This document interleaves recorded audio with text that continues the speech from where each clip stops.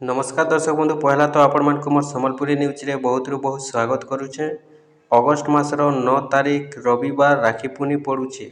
से दिन आपण मानके सुभद्रा योजनार 3 नंबर किस्ती मिलवा के जाउछे। जेन मानकर खाता एनपीसीआई क्लियर थिबा, जेन मानकर डीबीटी एक्टिव थिबा, जेन मानकर खाता पूरा आधार लिंक थिबा, जेन मानकर खाता पूरा भाबे क्लियर थिबा से मानकर पाके खाली आबा सुभद्रा योजनार 3 नंबर किस्ती।